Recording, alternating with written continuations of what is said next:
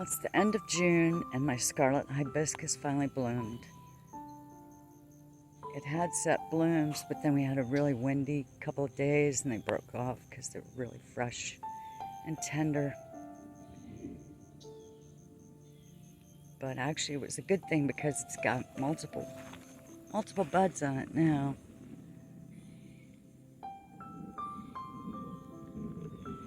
So this guy has quite a few common names.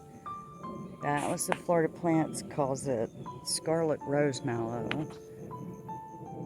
It's also called Texas Star Hibiscus, Wild Red Mallow, and Crimson Mallow. So it has quite a few common names. But the Latin name is Hibiscus coccineus.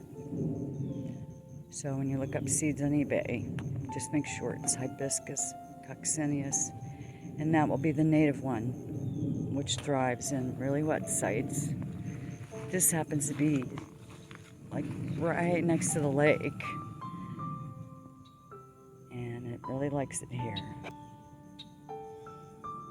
The only thing I've found is they generally grow to about 4 to 10 feet high.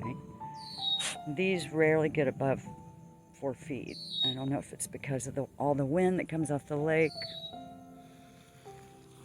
or why the reason is, but these guys don't really get that tall for me. But the hummingbirds love them.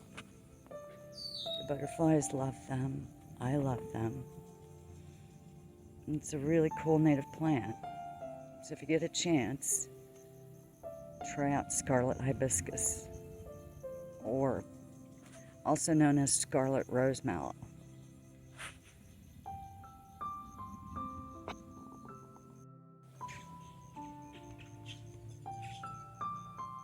So Scarlet Hibiscus, aka Scarlet Rosemallow, is a perennial.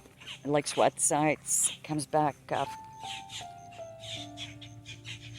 after it dies back in the winter. So it dies back to the ground and reemerges in the spring.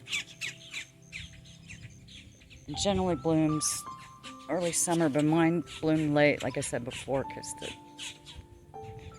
the emerging blooms got broken off, as you can see. Some people say they look like pot plants, and I've had people ask me if they were marijuana, but they're not. They're this beautiful, beautiful red flower right here. So these are the stalks. The brown stalks are from last year's growth. I just didn't trim them off. I usually just break them off like that and let the bees use them as a nesting site. Or the little wasps come and use them.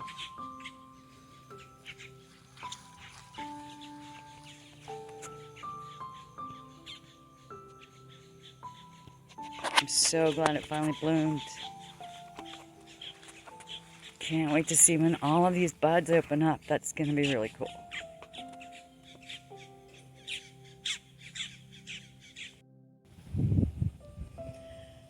Well, I missed the 4 flowers that were going to bloom.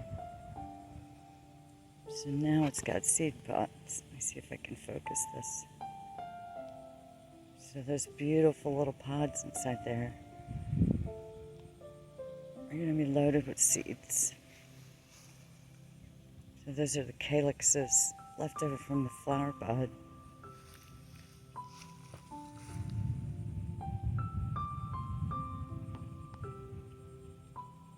So I should have a good crop of seeds. My scarlet hibiscus has a new bloom on it. So that's what the buds look like just before they open. And this is what the seed pod looks like once the flower gets pollinated. So they look kind of similar. Here's the seed pod that I can harvest. It's nice and dry, so don't harvest them when they're green because they most likely are not completely viable. So wait until they at least get that brown to harvest the seeds. So I'll come back back out tomorrow and see. Hopefully this beautiful bloom will be open tomorrow.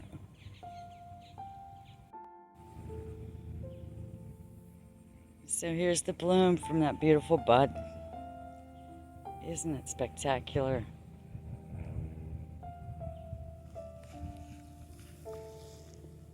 They're just so brilliant red. They're just an amazing color.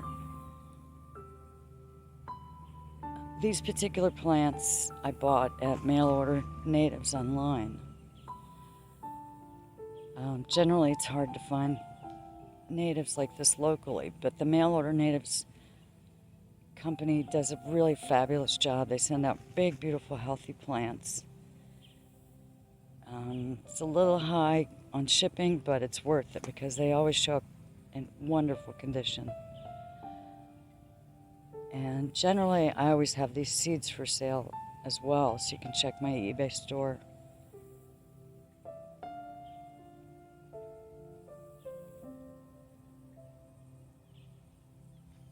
So this is just beautiful to come out and see these brilliant red blooms. So if you get a chance, grow some scarlet hibiscus. You won't regret it.